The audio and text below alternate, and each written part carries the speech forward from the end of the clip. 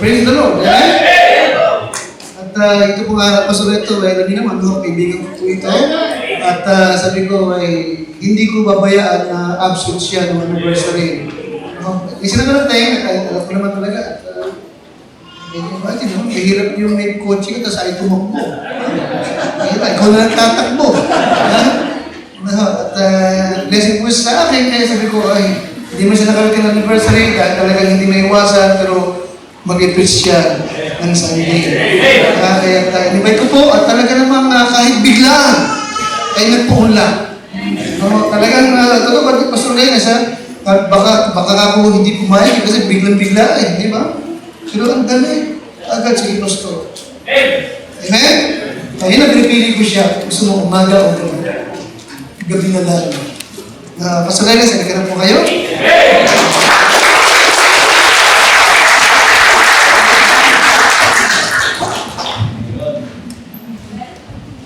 Sulit po, matagal kong pinag-isipan yung imbitasyon ni Pastor.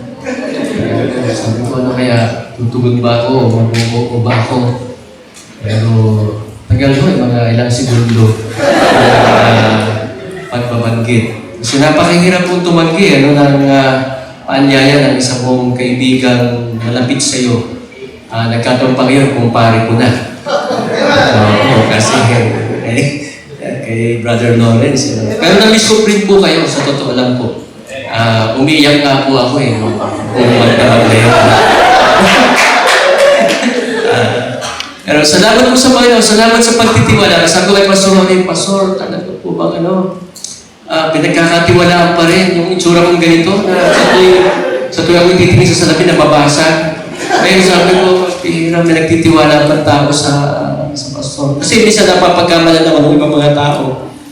Itinatanong ko minsan, Pastor, pag may Pastor, may lahi po ba kayo? Anong lahi mo?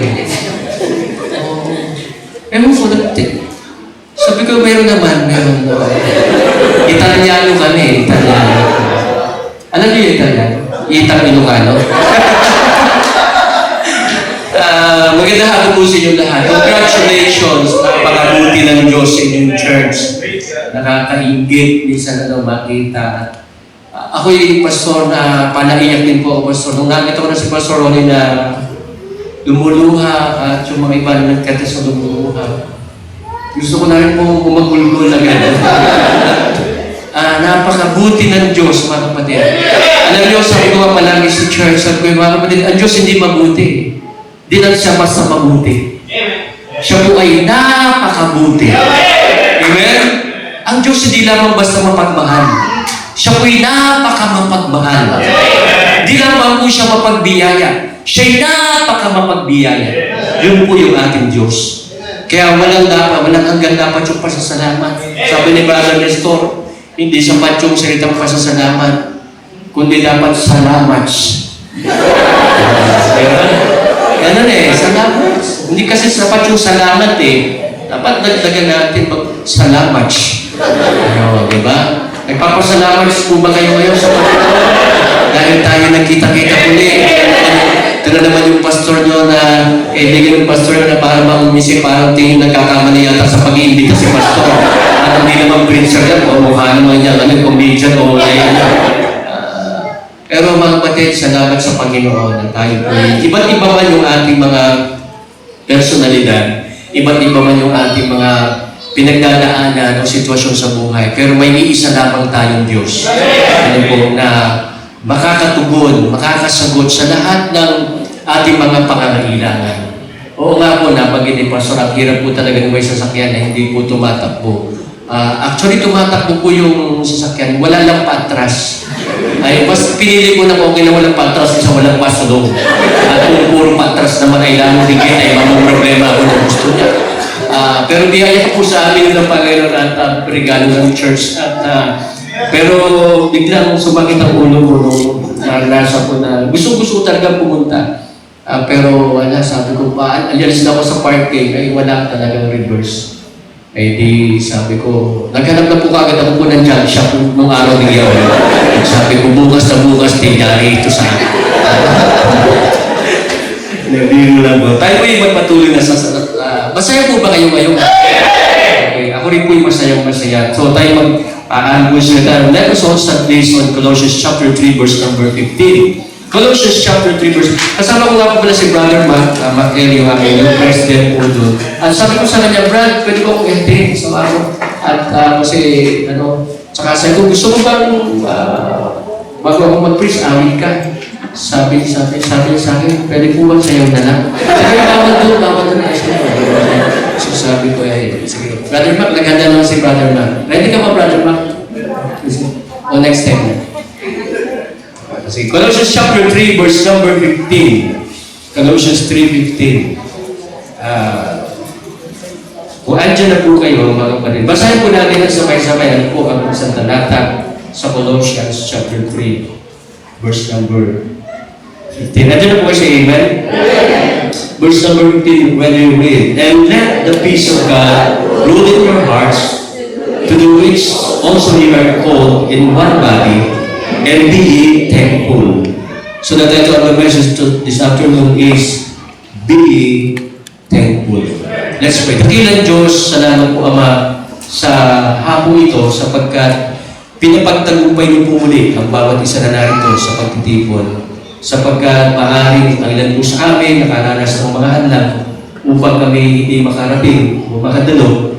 Subalit dahil sa biyaya po ninyo Ama, ay kami narito lahat upang kayo aming sambahin, purihin, pasalamatan, dakilangin, itaas, ang iyong pangalan. At nawa o Diyos sa hapon ito, sa bawat sandal ito na may pag-indapati niyo po kami, ipagpatawad niyo po, Ama, ang mga nagawang pagkakasala. Ito may sa isip o sa pagkilos, sa pananalita, mga bagay maaaring hindi po nakapagbigay siya ng lugod. O Diyos, patawad po, linisin niyo po kami, kaming karapat-dapat at ang gabay ng banal na Espiritu niyo po ang sumaamin. At kung nalawagin niyo po, Ama, inyong hapoy gamitin mo po ang inyong lingkod sa pangangaral. Ako po'y nagpapakumbaba sa inyong harapan, O Diyos, humingi ng karunungan ng iyong pagpatnubay at naway ang mensahe na aming pong mapapakinggan ay tunay na magsilbing pagpapala at habol sa aming buhay bilang kami isang mananampalataya. Mahal ka po namin, Ama, sapagkat ikaw ang unang nagmahal sa amin. Kaya Panginoon, sila binabalik na ng pagpulit pasalamat at salamat din po sa church na ito. Salamat sa pastor po nila na patuloy mong ginagamit, patuloy mo pong pinapagpala ang mga kapatiran. Nawa o Diyos, patuloy na kayo aming malugod at malmanhati sa inyong mga worship po. Papulit ko biyang sa pangalan ng Jesus. Amen. You may be seated. Salamat po. Be thankful. Be thankful. So, ang makikita po natin dito sa pangungusap ni Apostle Paul, ano po, na ipinapaalala po sa mga taga-Colosas na sila po ay tinawag ng Diyos sa isang katawan. And we believe, well, every time we read, we hear about the body, and po in the scriptures, most of the time it refers to the church. To the church. Amen? Sa kalipunan. At tayo po yung pinagsama-sama ng Diyos at yung katawan tayo ni Kristo sa lupa. Amen? The church is the body of Christ. He's the head of the church. We are the body. That's why we don't believe in the teaching na dapat kang mag-join sa church para masave ka sapagkat yun yung paraan. Diba? May alam tayo ganun mga sama ng pananampalataya na kapag hindi ka member sa kanila, sasabihin hindi ka safe. Kailangan mong mag-umalig sapagkat yun yung kaligtasan. Pero minsan may nakausap ko sa amin sa Soul Winning na gano'n ang paniniwala nila na kailangan mong umalig, pumasok sa iglesia para ako ay maligtas. Pero sabi ko, saan po ba talaga tayo pinapapasok o pinapaalig sa ayon sa Biblia? Sa katawan po ba o doon sa ulo? Kasi si Jesus Christ yung ulo ng katawan. Ano po, ang argumento po kasi nila ganito wala na yung ulo na uliwan sa lupa yung katawan. Pero alam natin, ang Panginoon hindi naman nawawala. He ever exists. Ano po, physically, He is not here, but we have the Holy Spirit of God. At ang sabi ng Bible, mga kapatid, ang kaligtasan ay hindi sa pag-anib ng church. Amen? Kundi sa pananampalataya at pagtanggap kay Kristo bilang tagapagligtas. So, bago natin gagawin yun, siyempre natin dapat ang tao magsisi ng kanyang kasalanan. Maraming tumanggap, pero wala naman talaga yung tinatawag na true repentance, hindi pa rin na-experience yung tinatawag na new life in Christ. There's no change at all. Ganun pa rin. Pero alam na tinanggap na si Kristo, pero hindi lang siguro talaga naging seryoso na sila nagsisi ng kasalanan, kaya tumanggap lang sila, pero hindi naman talaga naligtas. Kaya hindi po lang basta pagtanggap, Kristo ang kanta ng kaligtasan. Hindi lang po basta, maraming tumatanggap. Ako ilang beses ako tumanggap, kasi laki ako sa Baptist Church. Sabi ko, lolo ko, pastor, yung aking mga magulang, very faithful members. Akala ko, nung bata ako, saved na ako. How many times ko tinanggap si Jesus Christ as He's the way, the truth, and the life? Alam ko, high school pa lang, nagka-campus ministry na kami. Ako sa school ko, nung high school ako.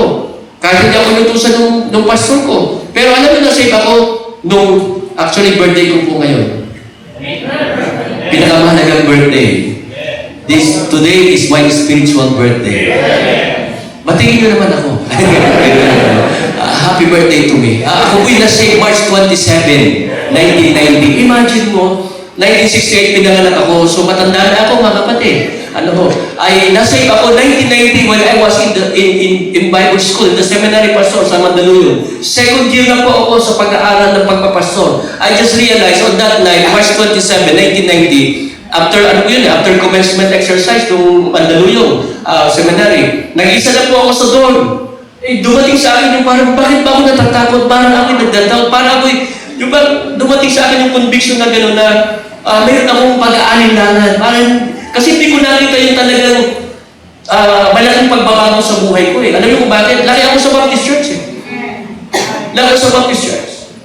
Wala akong nakita talaga, wala akong iniwang bisyo, wala akong iniwang kalokohan, Pagka meron din habang lumalaki, syempre, pero yung talagang sabi natin, kasi ako talagang sinabi ng nanay ko, parang si Brother Tom, isang tutos lang sunod.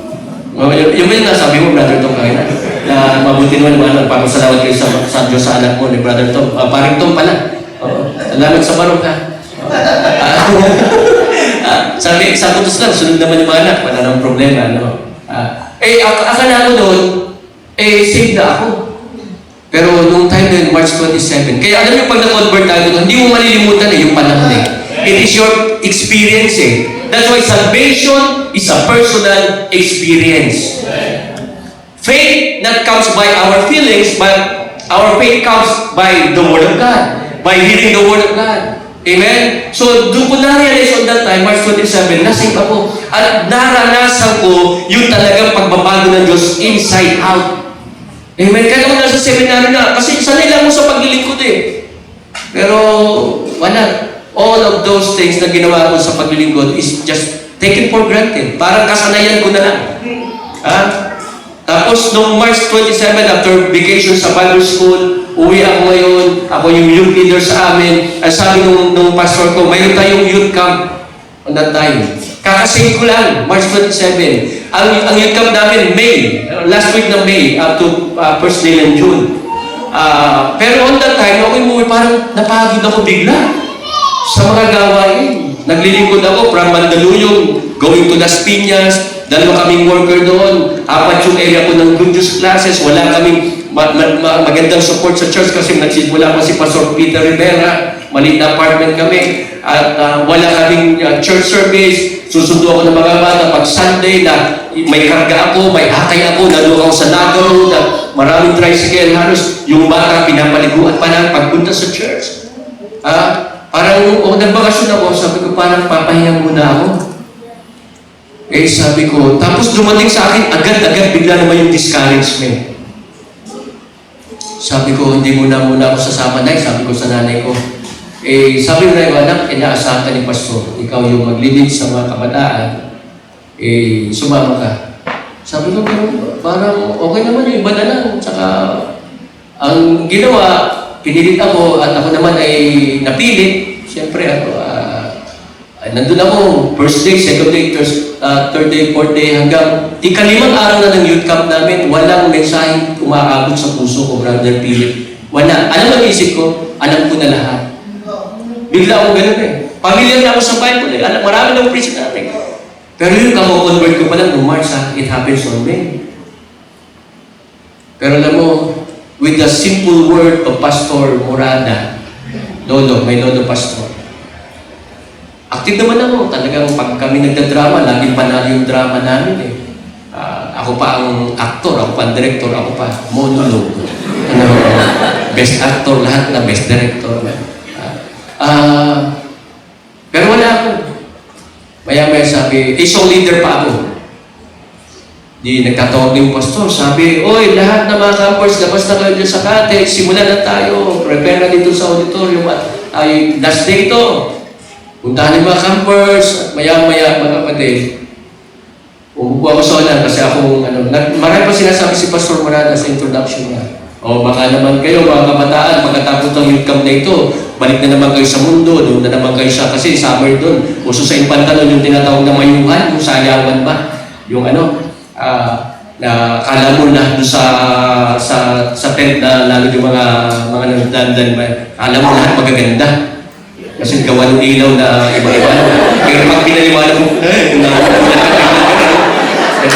parang ganun, di ba? Pero hindi ko gusto kong ranasin yung ganung kamatanan, pero hindi ko talaga kinakamanan. Di ba, napipig tayo, no? Pero sabi ni Pastor Bra, baka naman pag uwi nyo, kung saan na naman kayo pumunta, baka naman kayo yung mga pakitang lang dito, baka kayo ay wala naman talagang commitment kay Lord.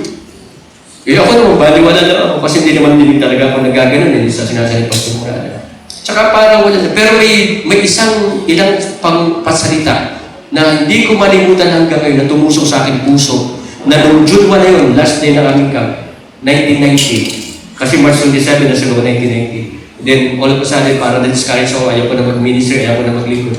Pero nung June 1 na yun, 1990, nasa diary ko yun, may ako ng mga special day sa buhay ko. Dinilis ako talaga yun. June 1, 1990. Ang sabi ni Pastor, bago tayo umawit ganito, mayroon ako lang gusto sabihin sa inyo. Bago tawagin si Noel.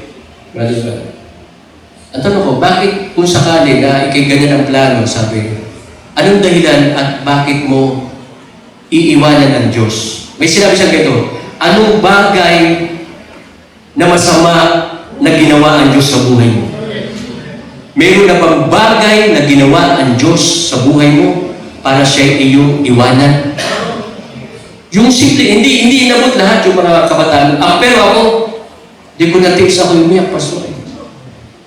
Yung may ginawa na ba si Lord sa akin na para siya aking iwanan?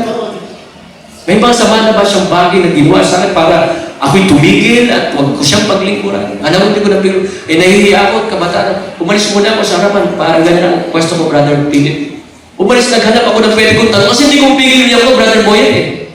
That's the first time na hindi ko mapigil yung luha.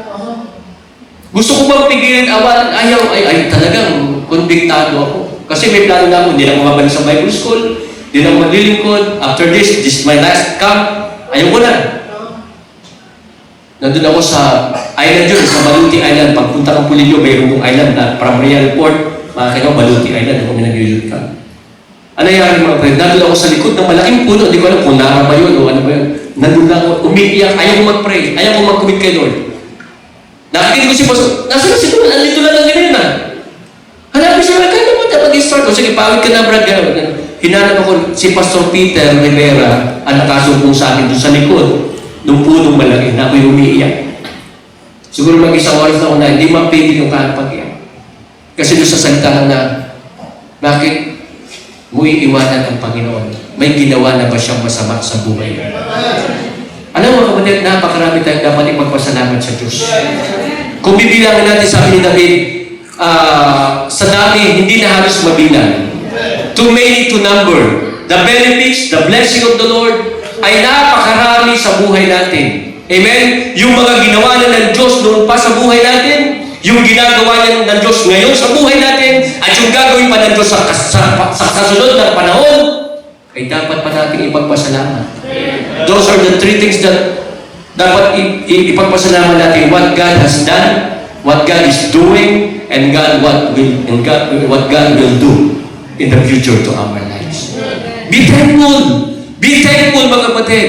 Ang sabi ni Apostle Pablo, at ganyan po sa mga taga-Epeso 5:17, tinan po na Ephesians chapter 5, verse 17, na sinabi po ni Apostle Paul din, si Paul naging po siyang thankful na tao. Mula nung siya ma-convert, ay talaga po siya nagpapasalamat sa lahat ng mga bagay sa Panginoon, kahit sa kanyang mga karanasan, kahit sa mga taong nakasama niya, sa mga church na na-establish niya.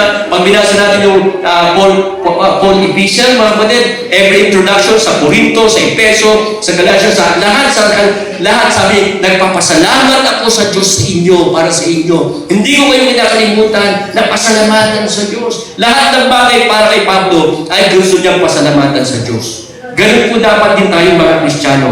Napansin na po, Ephesians chapter 5, verse number, tukoy na natin kayo sa verse number 20. Sabi po doon ni Apostle Paul sa Ephesians chapter 5, verse number 20. Alam mo po, sabi, giving thanks always for what? For all things unto God and the Father in the name of the Lord Jesus Christ. You see? Giving thanks always unto God for all things. All things means all things. Amen? Whether it is an experience na kung saan hindi mo masyado maunawaan, but the will of God for us Christians is to give thanks and everything. Sabi ng 1 Thessalonians 5:18, alam po natin, di po ba? Ano po sabi doon? In everything give thanks, for this is the will of God. So be thankful. May sakit tayo, may problema tayo, may pangangailangan tayo. Well, ang kalooban ng Diyos ay tayo ay manatiling, maging mapasalamatin sa lahat ng panahon, sa lahat ng mga bagay.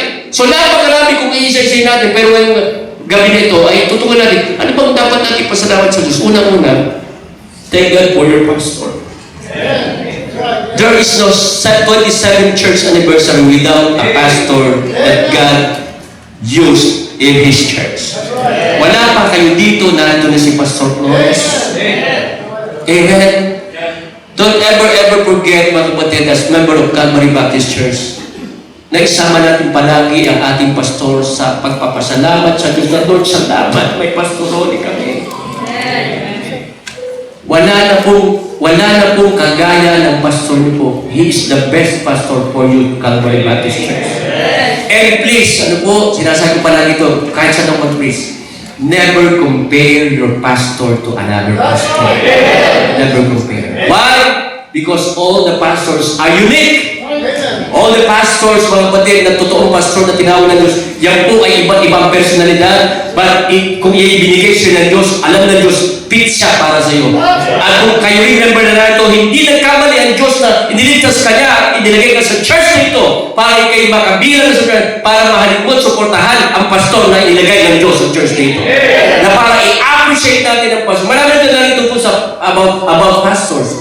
Ina-acronym pa ng mga preacher yan. P, pray for your pastor. A, assist your pastor. S, support your pastor. T, trust your pastor. Di ba? Ano pa? O, obey your pastor. S, wala na pala. Remember your pastor. Amen? Ano na po ginagawa? Kita naman eh. Kita naman. Of course, there's no perfect pastor. There's no perfect church. There's no perfect family. Wala po. Walang perfect members. Wala. Pero kung alam natin at ang Diyos naman hindi pwede magkamali, mga kapatid, na dito kayo nilagay ng Diyos para gamitin ka ng Diyos dito, para tulungan ng pastor, para mahalin ng pastor, para suportahan ng pastor, hindi para siraan. Amen? May pagkakamali. Ang mga pastor, nagkakamali yan. Kahit pogi, nagkakamali yan. Di ba? Pero sa pagkakamali ng pastor, hindi mo kailangan siraan si pastor o si pastor, mali na naman ang diction, mali na naman ang pronounce, mali na naman, ay, ikaw ang pronounce para sa kanya. Kaya ako, pag ako namamali ang pronunciation, pastor, tama ba yung pronounce ko? Sister, teacher ka eh. Okay lang po yan, pastor. Si Pangulo nga po, mali-mali ang pronounce din talaga eh. Yung virus eh. Okay lang po yan. Hello?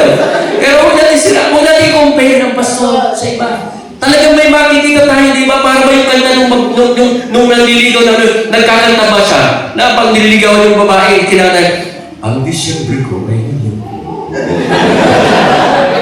Pagka-miss kita. Niligawan. Nadala sa kanta yung nililigawan. Ay, nung mag-asawa na kumanta ulit. Yun ulit ang kanta. Ang Disyembre ko ay yun. Pagka misis kita.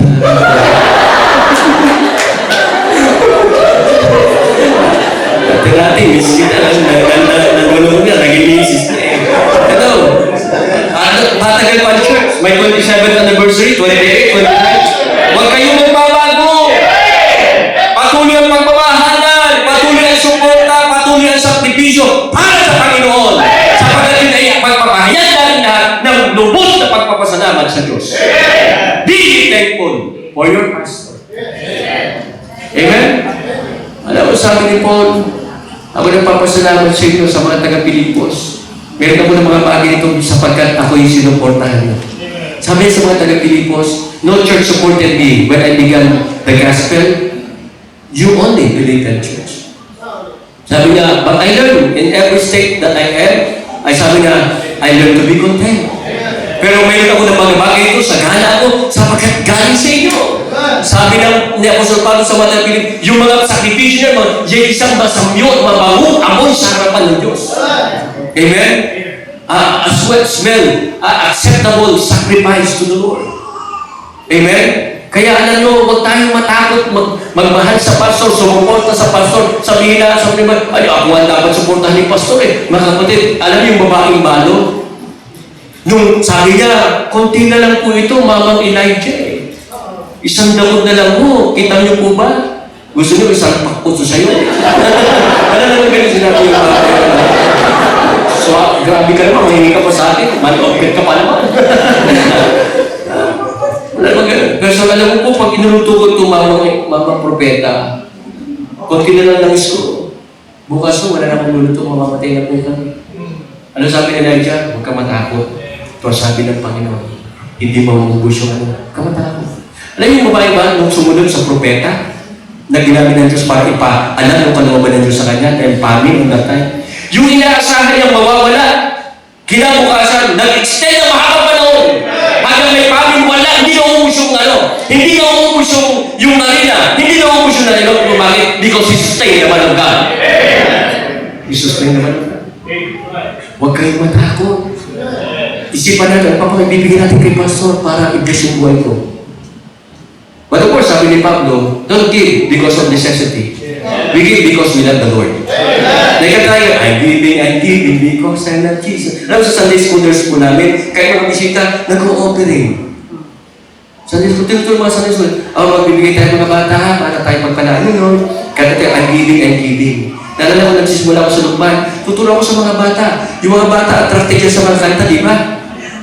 Kanta. Kaya sabi ng isang pastor na kaibigan natin, sabi, children ministry is better than jail ministry.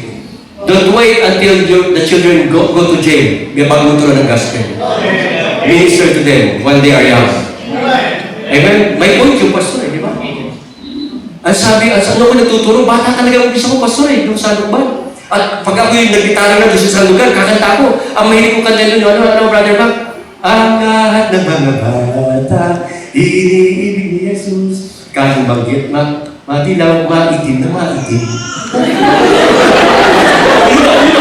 Maitim na maitim no. Namali yung lyrics, namali yung lyrics. Maitim at maputi, manalo, brother Barbie. Pero yung mga bata, mga batid, nagsimula dito, mayang people na ngayon, anak ng mga member, bata pa lang, di ba? Nakakatwa, no? Na nagpapatuloy dahil may pastor na ginamit ng Panginoon, nagpaalala sa mga magulang, huwag niyong iwanan ang anak niyo sa bahay pag ipunta sa church. Dahil si bata pa, malikot pa siya. Baka tinuturo na sa amin, mas maganda, gusto ko makita yung mga anak mo nasa church. Kasi ikaw nasa church, umisip mo, yung anak mo, hindi mo alam ang ginagawa, nagkukung ano-ano sa cellphone. Kalaro, di ba? Isa ka sa church, araw ng linggo ay pagsambay. Ba't ikaw lang sisimba bilang nanay? Bilang tatay? Dapat kasama mong pamilya. Di ba Joseph said, you should study whom you will serve. But as for me, and my house, I serve the Lord. Di ba? Sana ganun tayo, mga kapatid.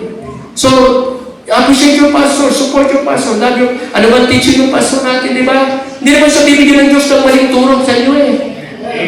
Amen? May iba't ibang mga practices ang churches, pero kung sino pastor nyo, yun po ang yung susuportahan, yun ang tititigan yung conviction ng pastor. Ang nagkakaproblema, minsan nakaambit ng isang pastor, mas magaling, kakalabanin na yung pastor. Tanda niyo mga kapatid, kung tayo sa ministry, I heard one time, tanaw niyo sa mga may sinama ko mga young men doon, mga may ministry sa church. Nag-separate session kami, pastor, tapos ano. Sinabi nung preacher nila doon, tatayo nga po yung may mga ministry sa church. Tumaas, yung Sunday school teacher, yung mga leaders. Sabi, tanda nito mga kapatid, sabi nung kanilang lecturer, sabi, you are the potential destroyer of your church. You are the potential destroyer of your church. Pag hindi ka nag-ingat, tuksuin ka na, mas magaling na kay Pastor Mag-preach. Magkuha ka na, sabi niya, at alam mo, it happens to me. Yung pinagkatiwala ko, engineer siya, pinagtiwala ako, nag-preach ako sa isang church anniversary, nag-preach siya, okay siya, marunong siya ano. Sunday school teacher, magaling gumawa ng lesson. Yung English na lesson, dinakagano. Galing mo Sunday school. Mechanical engineer, pero nung wala ako, nag-preach ako ng Pastor Rudy Canel sa Lucena. Sabi ko, Mrs. Ito na yata ito, matagal na dito eh. Sabi ko, Mrs. Mami, ako yalis sa preacher ko sa Lucena. I-record ko yung preaching ni brother. Naku, pastor, pagbalik ko puro patama sa pastor. Puro batikos, puro mali ang doktrina ng ganito, mali ang ganito. Parang pastor sa akin, pambihira. Yung Italiano man ding pastor ng lungban eh. Yung talagang, ako pastor ay talagang, 6-footer yun pastor, 6-footer yun. Abangan ko ito. Pero nabangan ko siya, mga kapatid. Puro ako dinadali. Magaling na ito. Sabi ko, ay saan ba natuto na kayo? Nung simula siya nag-aaral pa doon sa kinukop ko sa church, kinatan ako, sinusuport. Apa, ay natuto. Professional na. Pinagtiwala ng ministry. Sabi ko, inabangan ko. Nakamotor lang yan. From Calamba, dun sa motor trade. Dinadala ng isip. Inabangan ko. Dadal sa church yung dinadala. Baka ganun ako talaga. Inabangan. Brad! Tigil. Yan mag-usap. Bakit ganun? Bakit ako pastor? Ano ko yung preach mo, Brad? May ano mo, mali. Ay, word of God. Ganun ko agad ako, ano na. Word of God, ha? Wala mali sa word of God, Brad. Ang mali, yung mga pagpapaliwanan mo. Hindi pwede magkamali ng word of God. Sabi, ganun mo ba? Ay, wala po. Hindi po ako para mag-sorry. Sabi, Brad, mali. Pinagtiwala ko pulpito sa iyo. Ginanatap ako sa hindi mo pulpito. Ha? Sabi ko, ay, Pastor, bakit yung nagagalit? Sabi sa akin, ay, word of God naman ano. Yung nagagalit doon sa word of God, nagagalit doon sa paliwanag mo, sa pagpapatama mo, sapagkat unang-unang mali yung mga pinagsasabi mo. Pinag-usap ko naman tagal. Kasi ang paliwanag niya, Pastor, yung kalooban ng Diyos, hindi mo na pwede maguhin. Pag ginusto niya, hindi mo kayang suwayin. Sovereignty of God. In one side, tama yun, kasi God is in control eh. Pero ayaw na maniwala doon sa free will. Lahat ay ano. Diktado ng Diyos, sumusunod tayo, hindi natin kaya sumayin. Hindi na pagkaya siya sa ano. Sabi ko, sige, tanong kita, dahil ba ng tanong? Tapos ko na po. Lahat ba na ginagawa mo, Brad, dahil ayon sa pangalan, hindi mo kayang suwayin ang Diyos sa kanyang kagustuhan? Lahat na ginagawa mo, ayon sa kagustuhan ng Diyos. Ang unang sabi niya sa akin, Pastor, hindi mo alam ang buhay ko. Sabi ko, mali ang sagot, Brad. Mali. Ang dapat sagot, oo o hindi, kasi ito ang iyong doktrina eh. Tinanong ko ulit, lahat ng ginagawa mo ayon sa kalooban, hindi mo siya kaya suwayin eh. Pangalawang sagot sa akin, Pastor, para namang hinahatulan niyo na po ako eh. Sabi, mali na naman ang sagot mo. Hindi niya masagot na oo o hindi. Kasi alam niya, kaya niyang suwayin. Pwede niya. Kasi may permissible na tinatawag. Amen? Mayroon tayong kalayaan. Dapat pa siya, nagigib natin yung Holy Spirit. Hanggang dumating na po sa punta, mahaba po yung naghiwalay po kami. Siniraan ako, ginapang yung mga miyembro, pero wala siya naakay, kundi isang rebelde rin sa akin. Na men's leader, na kilala sa bayan, at siya leader ng isang samahan doon ng mga BNP Pamandi. Buklo na ng magbubuking sa Pilipinas. Magbubuking? Yun lang po nadala. Pero hanggang ngayon, sinisiraan pa rin yung pastor. Ay, lalo naman sa akin. Pero kapatid, hindi kailangan pag dumating parang ang galing ko na yata. Parang ako na magpipreach muna dyan. Papakita ko mas magaling ako sa history o sa mga ano. Well, mga kapatid, respect your pastor. Amen. Support your pastor. Huwag natin pintasan. May mga church yun, pinipintasan yung pastor nila. Diba? Pastor, parang pwede mo yung malaki. Parang haba ng ano, necktie mo. Parang di po kayo. Ganun ba? Salamat, bro. Ayun lang yung tinawag. Ano sasabihin mo naman sa akin? Sabi ng pastor, inunahan eh. Sabi, bakit ko? May kunti ka ba, Brad? Sabi ng pastor, bakit ko sabi? Putol kong diga mo, nahaba eh. May kanilang maraming kumento sa akin. But, give thanks to God. Because you have ang hirap kaya ng church na walang pastor. Ang hirap din ng church na maraming pastor. Isa lang dapat talaga pastor sa church. Amen? Hindi tayo magkaya ng mga Pentecostal na maraming kung ano-anong klaseng pastor. May pastora pa. Amen? Isa lang. Amen? At alamin natin yung ating lugar sa church. If we are not the leader, we are a follower, well, follow. Amen? If you are a leader, well, lead. Amen? Huwag tayong magpanguna. Ay, parang hindi naintindihan ko, so parang hindi maganda. Alam naman ba ito, sabi ko palagi, bago mag-reveal ang Diyos ng gagawin sa iglesia niya, hindi ipapadaan ng Diyos sa mga miyembro. Hindi na kasi nyo. Ipapadaan lagi yan ng Diyos dun sa kanyang lingkod na tinawag. Kaya nga, hindi man sang-ayon yung mga idea, yung mga opinion mo, magpasakot tayo sapagkat ay binigay sa akin ng Diyos. Sabi ng isang worker sa amin, magkaroon, Pastor, masama po ba humingi ng payo sa ibang pastor? Sabi ko, hindi masama, Brad. Pastor na rin siya ngayon. Hindi masama, Brad. Ito masama. Binigyan ka naman ng Panginoon ng pastor, ayaw ka makinig sa payo ng pastor mo. Naghahanap ka ba na ibang payo ng pastor? Bakit masama ba yung pinapayo ng pastor mo sa'yo? Walang masama, sabi ko sa kanya. Sinagot niya akong ganun na dati submissive sa akin. Sabi ko, hindi masama, Brad. Okay lang. Ang problema dito, pinayuhan na kita, naghanap ka pa ng payo ng iba. Pero andyan yung Bible eh. Tapos sa panagsabi sa Pastor, sana sa pag-uusap natin ito, 2 months ko itong pinag-pray, Pastor. Sana kalooban niyo rin masunod. Ako sinabi ng gano'n. Sana daw kalooban niyo rin masunod, sana pag-uusap. Sabi ko yung Italianong pastor na naman nila.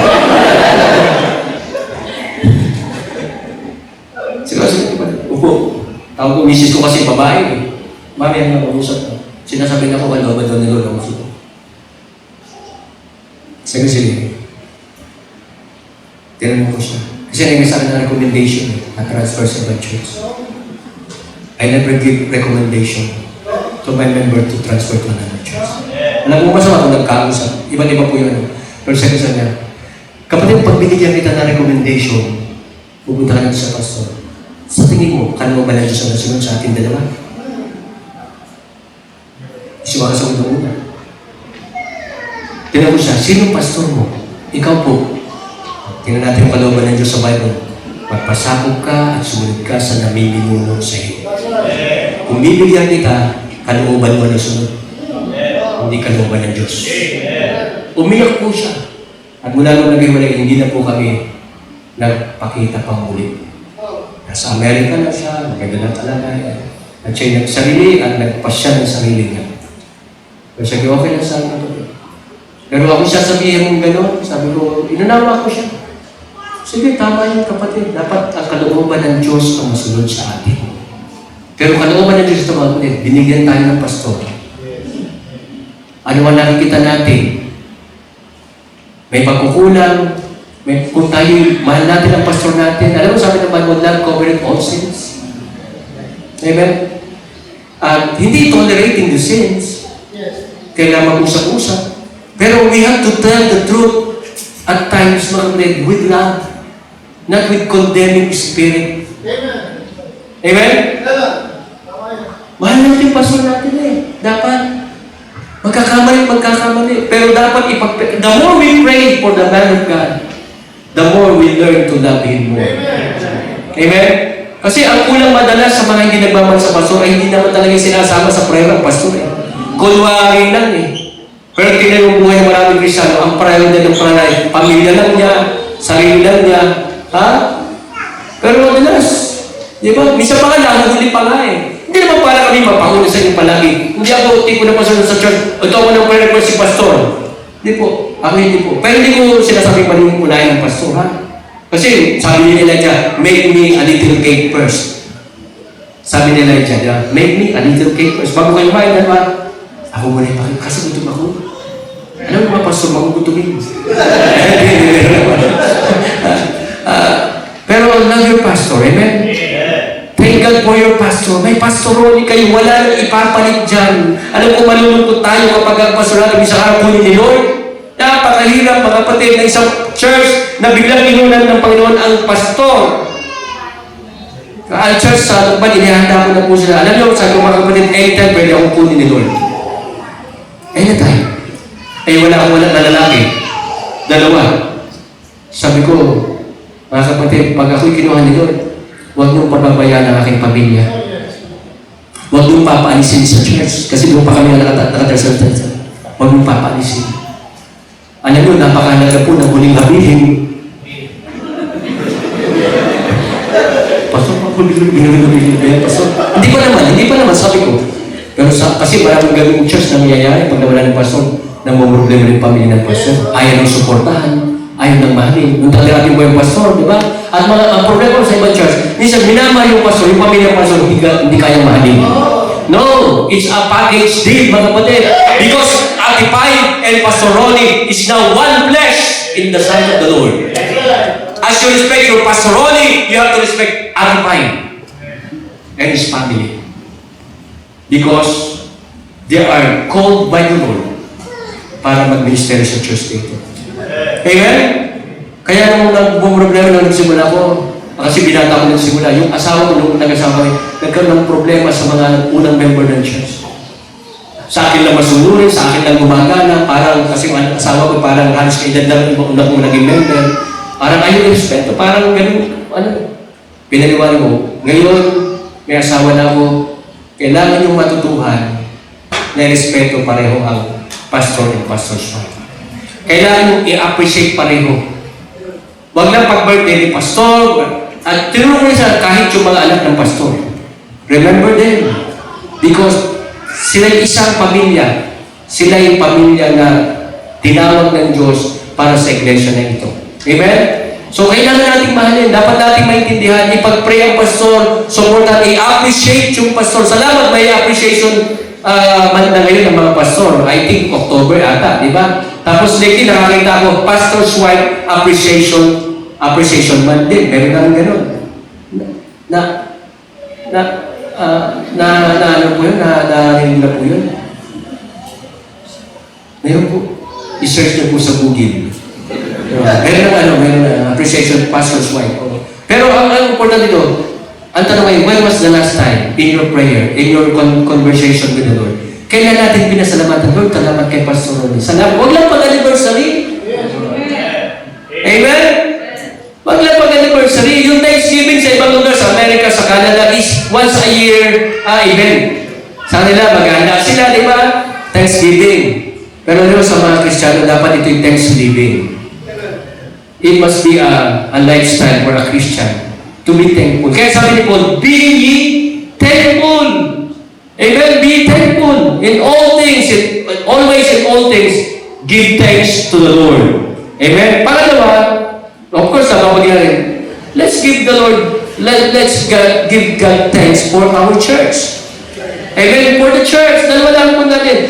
Sa pastor, pasalamatan natin. Maraming bagay, pero tukuyin na natin kasi kata church na i-appreciate natin ang church na binigay sa atin ng Panginoon. Amen? Salamat ang church na maraming, kayo po'y testimony, buhay na patotoo, sa maraming mga gawain sa iba. Nakikita yung mga gawain nyo, kung paano kayo dinadagdagan linggo-linggo ng Panginoon, ng mga nababautismuhan. Praise the Lord for that. And to God be the glory. Mga kapatid na ginagamit tayo sa biyaya ng Diyos, tayo po ay ginagamit ng Diyos sa pag-aakay ng mga kaluluwa. Amen? Kaya kami rin, bukas magpapagawa po kami ng baptistry. Hindi man kami linggo-linggo nagbabaptize, pero kagaya ng hapon, every Sunday meron pa 5 leaders sa area soul winning. Nasa Suriname po, at lumalabas na po sila sa mga 32 barangay sa Lukban.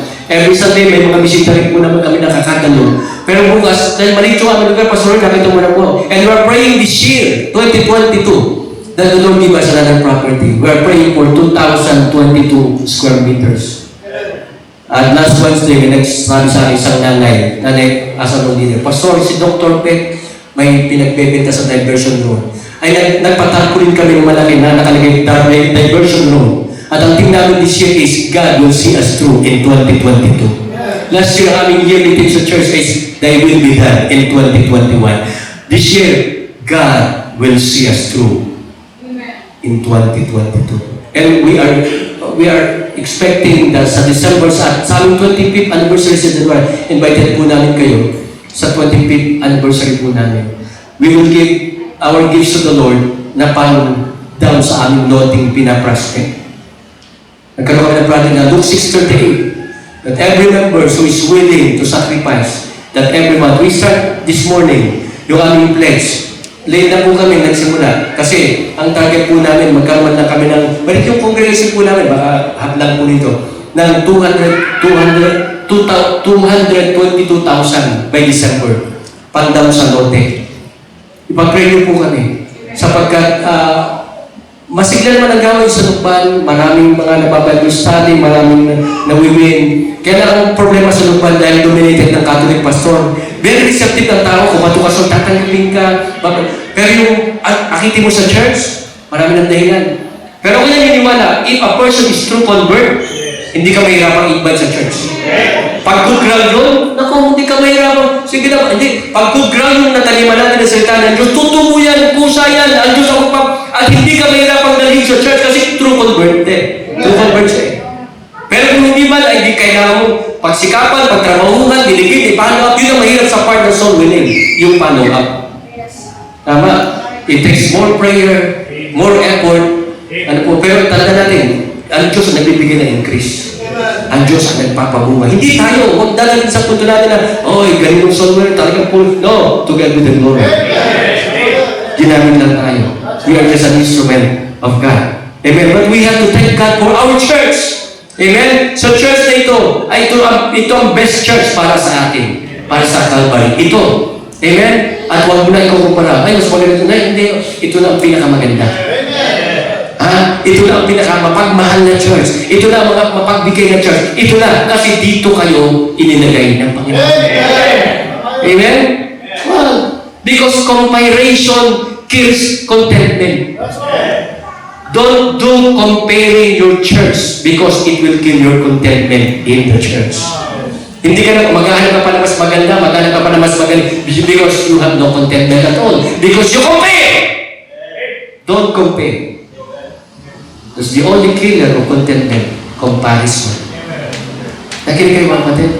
Kaya wala, oy, buti pa yung church nila, aircon, kami electric pan na. Buti pa yung church nila, talagang maganda. Kami, sabi ko, si Kristo wala sa lugar ng pagsamba.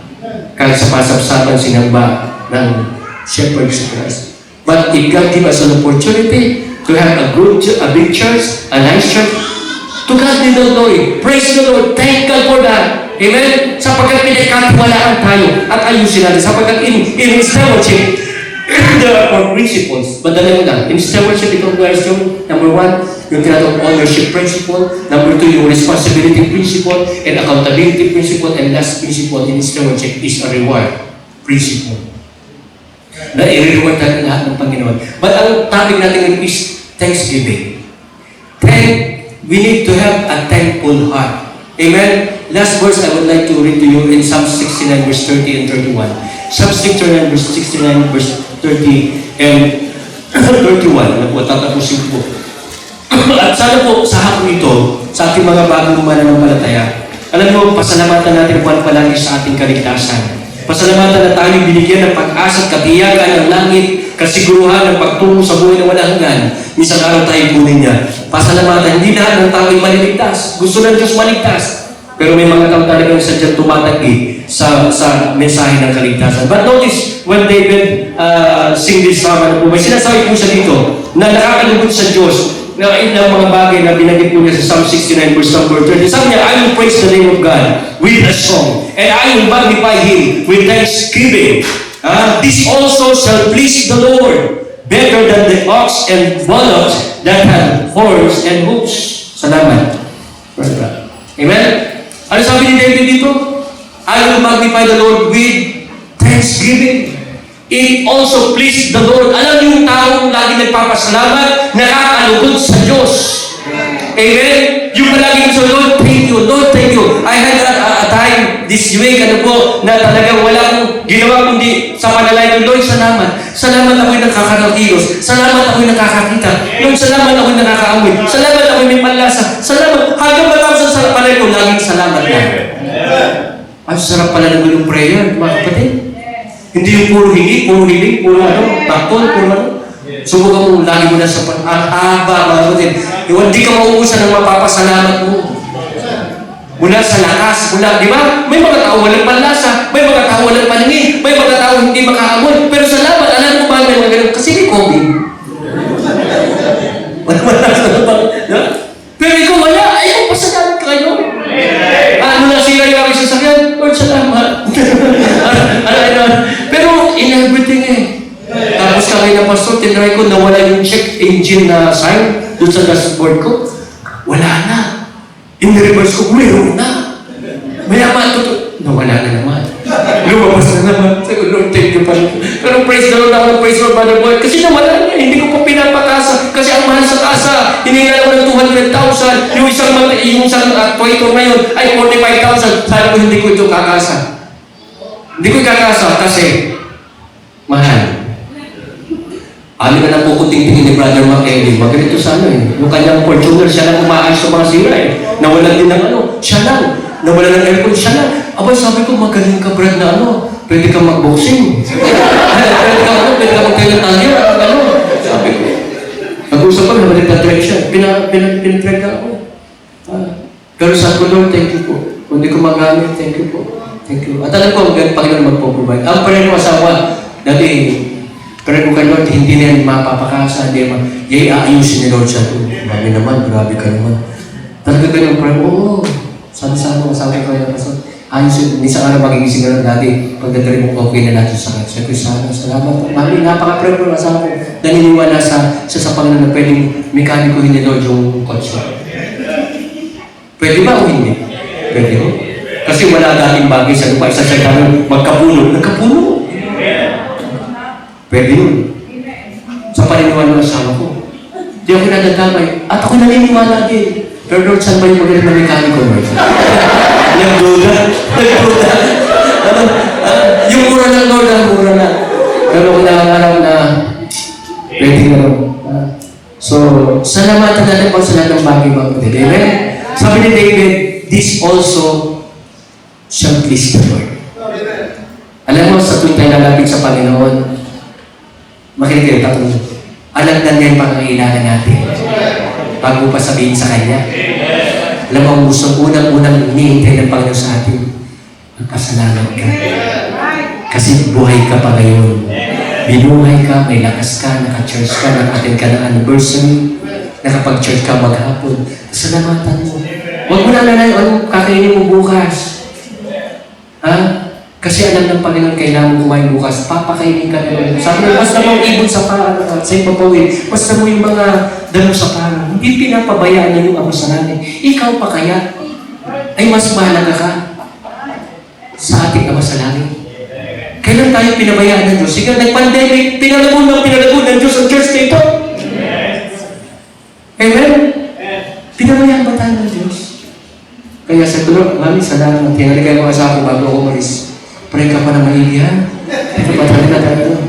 Mahirap kumala yung mga yun, eh. Talaga. Nabiro mo po. Pero tayo naniniwala sa panalangin. Amen?